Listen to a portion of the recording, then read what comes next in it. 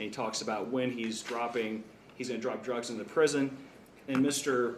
Lewis's response is, perfect, I've got $20,000 waiting for you on Saturday. So he specifically talks about paying Mr. Robinson $20,000 for 1 weekend. State of Ohio versus Tyrone Robinson. So, case number is 25CR42553. We're here for sentencing. Mr. Goodyear, is there a statement from the state? yes, Your Honor. First, so I'm sure you'll hear about this in a moment. I just wanted to remind the court, I'm sure you're aware, but if you recall, there was a co-defendant named Jamal Lewis in this case. Mr. Lewis guilty to almost all the same charges. He did not plead guilty to the participating in gang activity charge that Mr. Robinson did, but he received a 3-year sentence by this court based on the same or similar conduct. I'm certain that Mr. Engel will argue that that somehow should apply to his client as well. I just want to remind the court that the reason why Mr. Lewis received the sentence he did is because his out date already was 2061, and he was basically to spend the rest of his life in prison on aggravated murder charge. So I think the court took into account that special circumstance in deciding to give Mr. Lewis the sentence that he did, which was, I think it was 3 to 4 years that he received. Regarding Mr. Robinson, however, Judge, there's a few things I want to point out. Number one, Mr. Robinson, I'm sure is still now and has been a member of a gang. He's a heartless felon. He tries to act in the PSI like he really doesn't understand why he would be associated with a gang. But there is a multitude of evidence in this case indicating that he is a gang member, including the fact that he acknowledged to ODRC when he was in prison that he was a member of the heartless felons. So when you read the PSI and you see him act like he just doesn't know what you're talking about when you mention gangs, he's lying to you. Also, Your Honor, he commits offense in the furtherance of this gang and that gang's interest, which is why he was charged with a felony 2 that he pled guilty to. Another thing I want to point out to the court, Judge, is that this was Mr. Robinson is charged with a number of offenses that relate to a period of time that's discrete between February and October of 2022. However, the engaging in pattern of corrupt activity charge really encompasses quite a bit of activity that the defendant was engaged in. Based on the evidence, Judge, we know that he was involved in drone flights at Lebanon Correctional, Lorraine Correctional, North Central, and Madison. Now, I'm sure it probably was more than that, but at the very least, those 4 prisons, he was involved in sending drones in with drugs. This was a very extensive criminal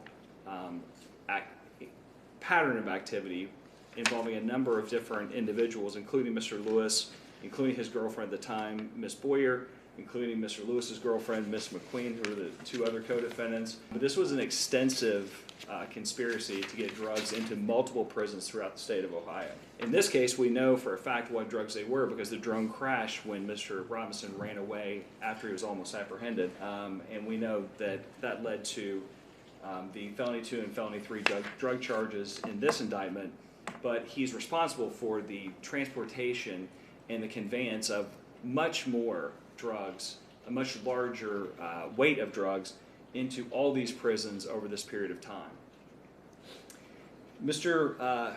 Robinson in his PSI indicates, and I don't know the exact words he used, but basically he says he had no idea how much money anybody was making in this activity, acting like somehow he really did. He just was doing this for his buddy. He's got this guy, he's been my friend, and I'm just helping my friend out by sending drugs into the prison. Well, Judge, there are, as part of this investigation, the State Patrol obtained his iCloud account, which had a plethora of pieces of evidence in it, which belie this statement in his PSI. And Judge, I would just point out, it's amazing to me that he would lie in his PSI. I mean, he's here for sentencing. This court has to determine what his sentence is, and he's lying to the court about all this information. He acts like, again, this is just my buddy, whatever, but there are numerous chats in his iCloud and in the other digital evidence which was found on the other co-defendants, which indicate exactly what was happening. He would send Mr. Lewis a video of himself dropping drugs from the drone into the prison. And right after that, he would receive Cash App notices from either Apple Pay or Cash App or a variety of sources. And he was essentially making $5,000 each time he would drop these drugs into the prison. And one example, Judge, is back in, let's see, this is late February of 22, which is part of the time period encompassed in the indictment. There is a text message from Mr. Robinson to Mr. Lewis, and he talks about when he's going to drop drugs in the prison. And Mr. Lewis's response is, "Perfect, I've got $20,000 waiting for you on Saturday." So he specifically talks about paying Mr. Robinson $20,000 for one weekend, one set of activity on one weekend. So this idea in the PSI that he had no idea anybody's making money and boy, I'm just doing it for my buddy is just a complete lie.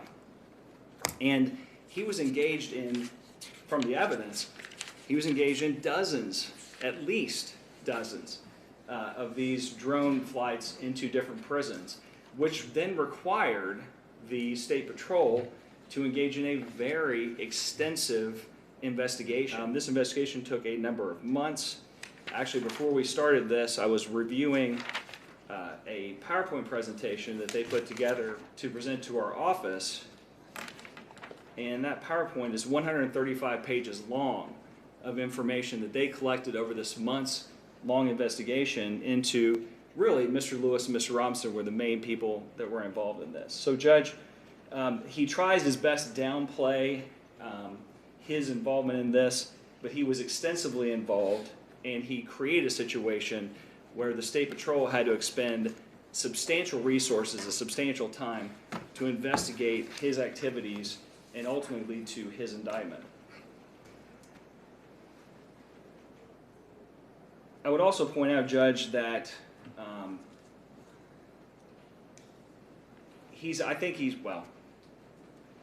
you've been here every time we've been in court. You've heard the discussion about what happened when they attempted to arrest him in Cleveland, but he also secreted himself for a number of months from the court, from officers, and then resisted those officers when they attempted to arrest him.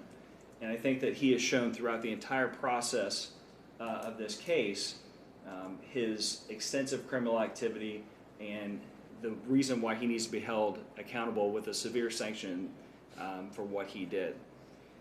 Your Honor, from the state's perspective, obviously he's facing mandatory prison time on the felony 2 trafficking and on the felony 2 possession.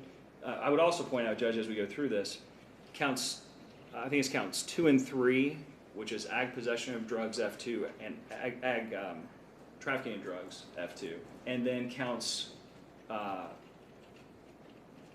4 and 5, which are the F3 possession and trafficking. The possessions and traffickings would merge in those 2 cases, so Judge, the state would elect to go forward on the 2 trafficking charges, which I believe are counts 2 and 4. Counts 3 and 5 would then merge for purposes of sentencing. But the felony 2 is a mandatory prison term. He also has a felony 2 participating in gang activity. He has a felony 1 engaging in pattern of corrupt activity. So he's looking at a very, very substantial potential prison sentence. And from the state's perspective, considering the fact that while he has been in prison before, and as I mentioned, he became a part of a gang, I believe, when he was in prison, certainly he does not have an overly extensive criminal history.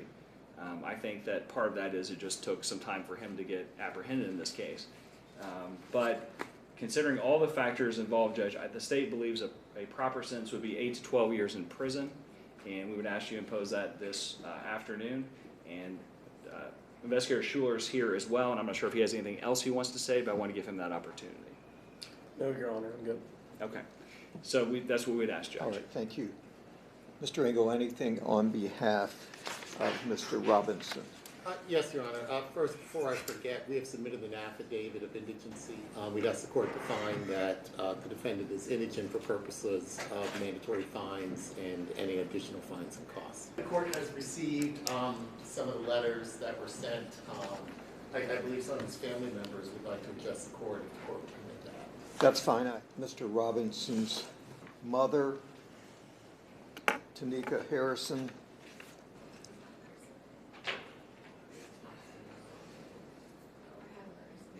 he loves us as well, and we need him to be here. I need my son, just like he needs us.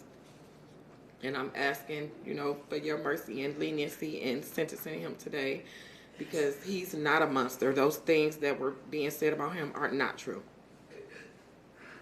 And I'm just asking that you take that into consideration in your sentencing with him today.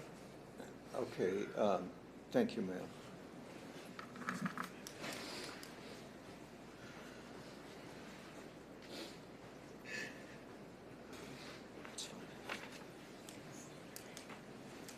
My name is Tayana Robinson. I'm Tyrone's little sister.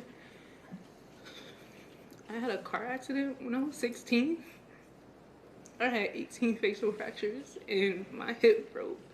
I almost died. I wasn't conscious for about 2 weeks, although people told me I still have been talking through that time. But the only thing I can remember is calling for my siblings. Tyrone being the main one.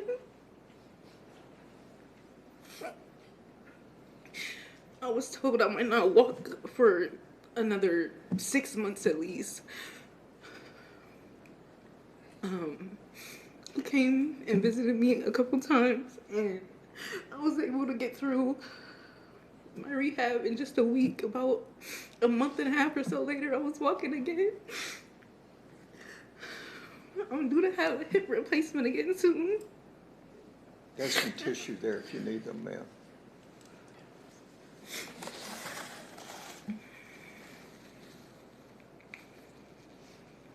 To have a hip replacement again soon. And I'm only 21. And I don't feel like I would have healed as fast if it wasn't for the family I had there with me. We already lost our grandfather, who was another father to us. I can't lose my brother to that alone.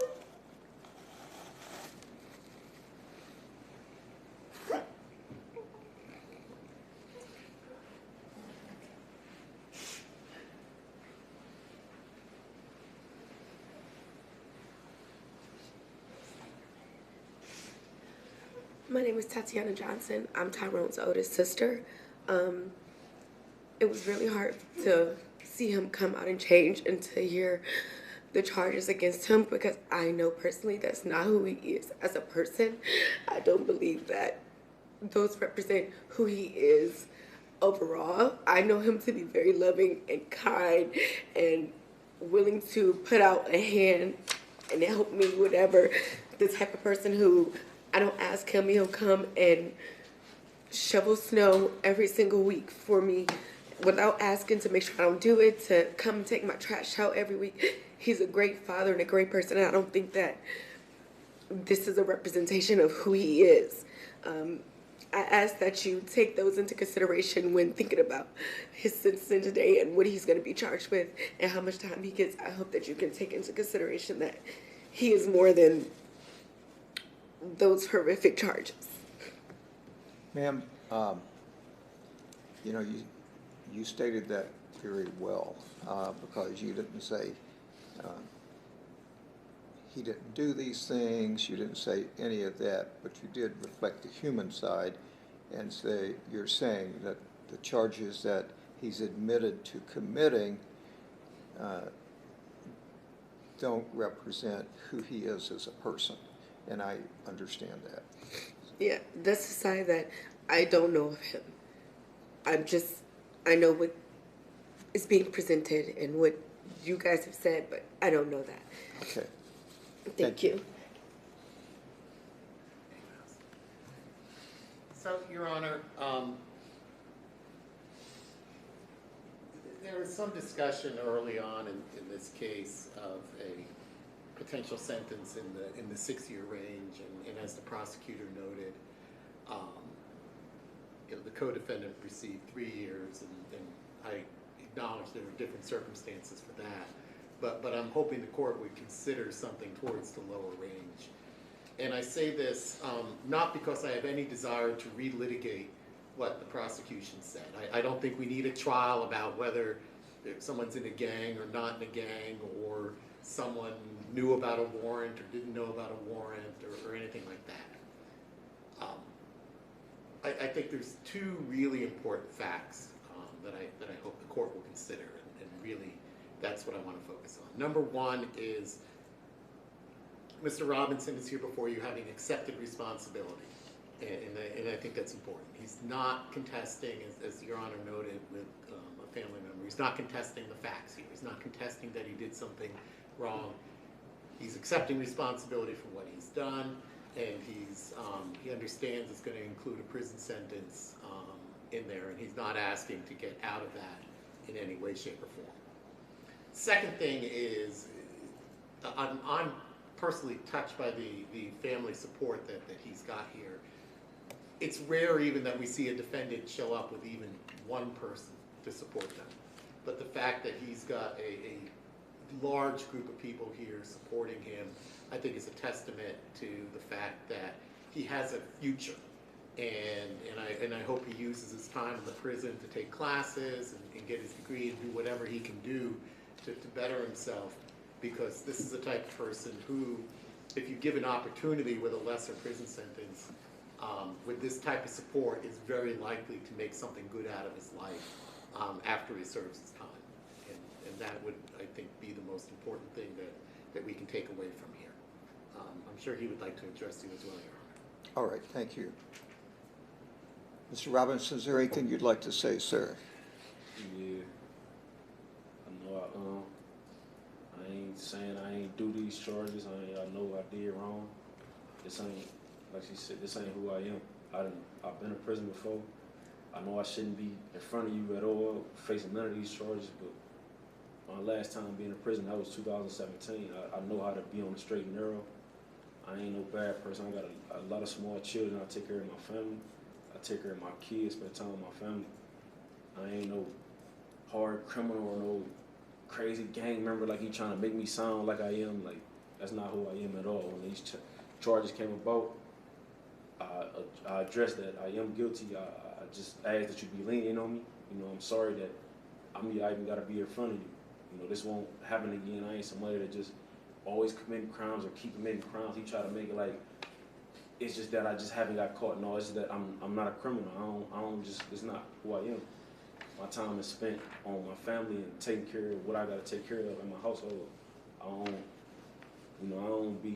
not a person that just be all out in the streets, or you feel me, anything like that. But I feel like I affected my family the most. Like those who my victims is. Like, I got small children that I gotta go do. I gotta go to prison and be away from them, that I'm used to spending every day with.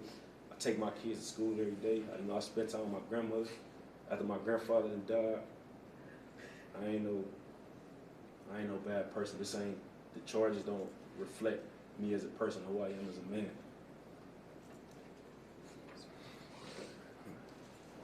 Oh, definitely.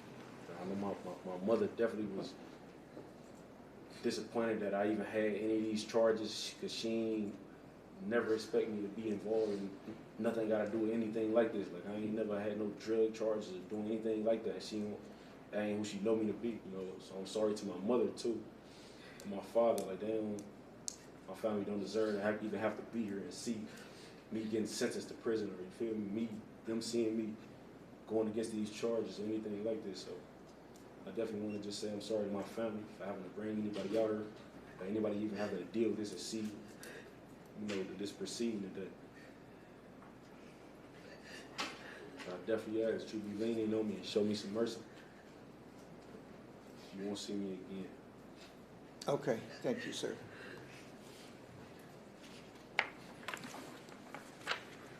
I know it has to be very difficult to sit and look at your family and realize how much pain you've caused them.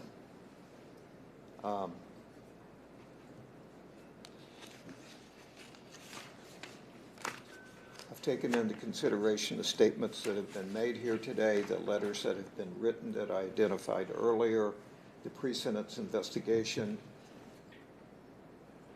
On count one, the sentence is 12 months.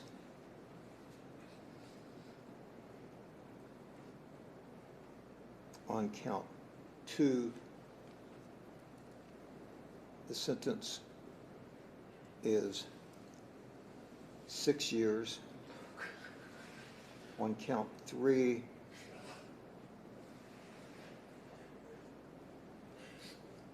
the sentence is 6 years. I'm sorry, on count three, that merged. Yes, sir. On count four, the sentence is 24 months. On count six, the sentence is 12 months. On count seven, the sentence is 6 years. On count eight, the sentence is 6 years. The sentences in this case shall run concurrent for a total sentence of 6 years. He has credit of 111 days.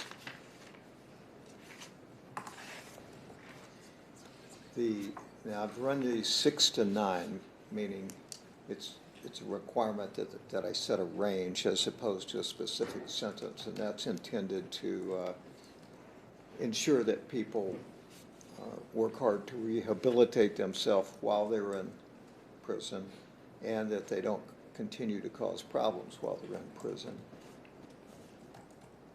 What that means is you can get out in 6 years, as long as you stay out of trouble and follow the rules in the prison.